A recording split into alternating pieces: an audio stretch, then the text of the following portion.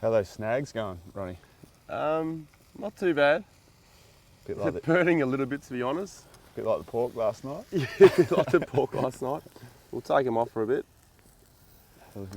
Mate, tell us how you got started with the Four Wheeling Australia. Ronny Dahl YouTube channel's turned into a sensation now, mate. Where did it all begin?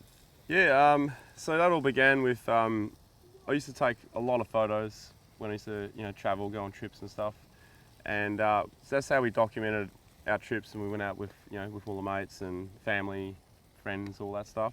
So what happened was, at the birth of my first daughter, I bought a video camera before her birth, and as you do, as a parent, and that camera I took with me on all these trips, and we used to travel a lot with my young daughter as well, on the early days, and I just started documenting the trips. I started making little videos, so we had like memories. Yep. And then I shared the links to my mates, and it was all public, so anyone could watch them. So you put that on YouTube. Yep. And then people started commenting. They wanted to know, how'd you get there? What's on your vehicle? Just heaps of questions, and what PSI are you using, and where to go, where's good to go. Just all these questions kept popping up. Yep. And then I found there was this lack of information as well. So we started the website. That was me and the old boy. And I've written about 400 pages on that website, just with advice and tips on people, because I kept seeing people bogged, they never lowered their tyres and things like that. So it's just all the general basic stuff, and then went into a bit more advanced stuff, and then I found that people pay more attention to videos. Yep. So then I upped the videos a bit more and started doing tutorial videos, and just took off. All different kind of videos. That's how that came to be. Did your obsession start with the vehicle or the adventures and places you were going? I'd say the adventure and like just the feeling of being able to get off the highway, get off the highway. Even like gravel tracks, we'd drive past, or we'd drive down gravel roads even, just to get off the highway. And when I first started really camping, that was early days of the missus. We were camping out the back of a Falcon. Yeah. $30 Kmart tent, esky in the back. That's how we used to do it. Used to just rough it. Just out the back of a Falcon, yeah. That's does she still come along on a few of your trips? She does. She doesn't like being on the camera, which is fair enough. It's not for everyone. But yeah, we still frequent trips. Yeah. Favourite place? Favourite place? It has to be WA, but I'd say if we can cut it in half, I'd say Kimberley. Yeah. And south, it'll be like the Bight. Yeah. Baxter Cliffs, Bill Bunya Dunes, just anywhere that's really remote. That's like remote for a long time.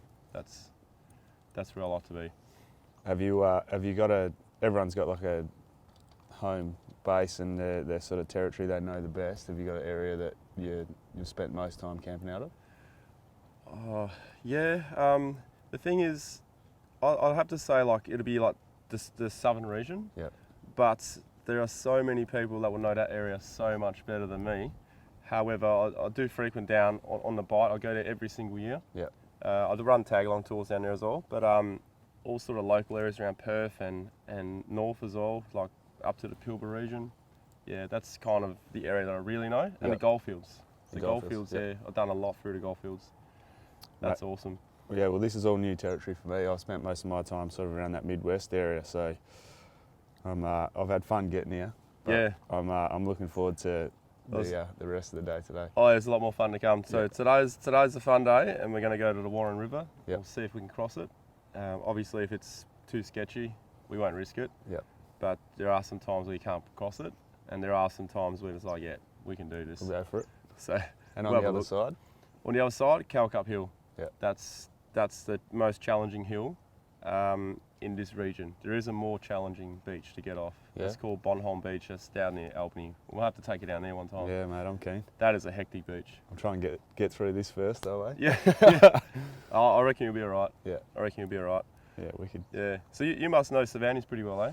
Yeah, I mean, all the fishing spots and all that. A little bit, yeah. Well, I grew up there, and that was before that highway went through. So, as kids, we just had it to ourselves, and same sort of thing. We would just go down every track and you know, we had motorbikes and stuff like that, so we ran amok there. And my family's been there for, you know, a while now with my granddad and my dad, so I'm pretty lucky the generation I'm in. I get all the information that they did a lot of the hard work, so fishing spots and that, a lot of them are handed to me out in the ocean, but... Wisdom on tap. Yeah, mate. A lot of respect for those pioneers of that area. It wouldn't have been easy. Yeah, often I drive down these tracks and I'm thinking, geez, these fishermen that cut this track through the first time, how did they do it? I know. You know?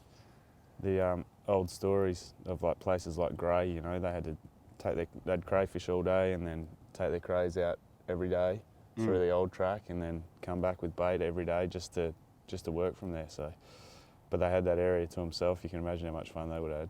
Yeah, that's it. But it would have been a hard living too. Would have been. Back in them days. It was just corrugated iron tin sheds. Yeah, mate. It was rough, but I just imagine what the fishing would have been like back then. You know, before everyone had before it was overfished. all the electronics and that sort of stuff. Oh, you know, yeah. They would have no trailer boats and that there. They just would have.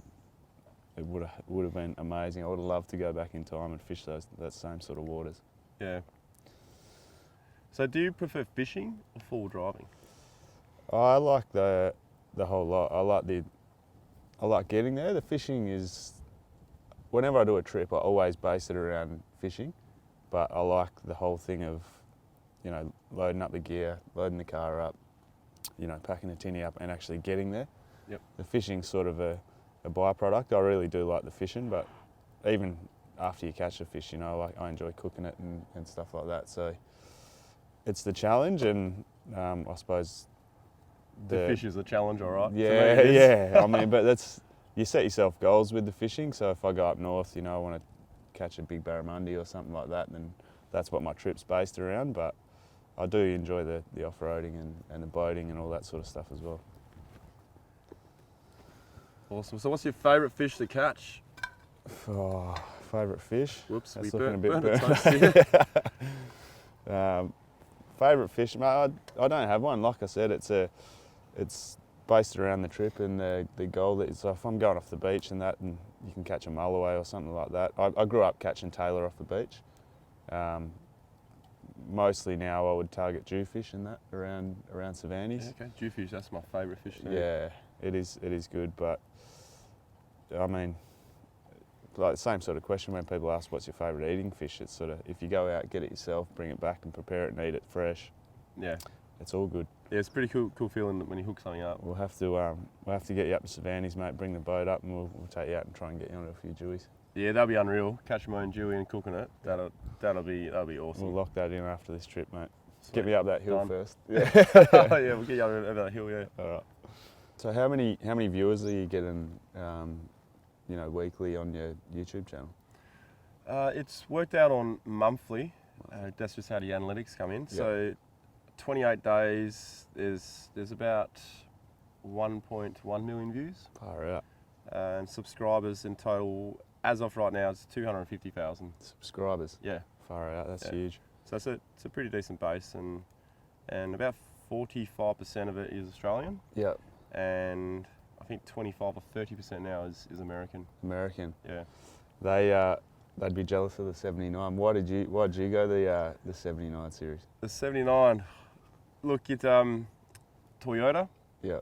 Just that name. It's like Toyota. It's Ingle, or you know, all those strong names that are reliable. Yeah. They don't put too much fancy stuff in them, especially these, and that's why I think they're more reliable. They're robust. They look tough. They look square. Yeah. They drive like a brick, but they are awesome. They're good fun. Yeah. Yeah. Why did you get yours? We grew up with Land Cruisers. My old man had one for putting the boat in and that at Savannies, and I learnt to drive in the old school Land Cruiser ute. So, you know, same sort of thing. I just wanted something that's reliable and something that was fun to drive, to be honest. Yeah. Yeah. They are fun to drive. They're fun to drive, yeah. They don't flex very much, but they lift wheels. Nah, yeah, they're good fun. Yeah. What year's yours? 16. 16. Yeah. Nice. Yeah.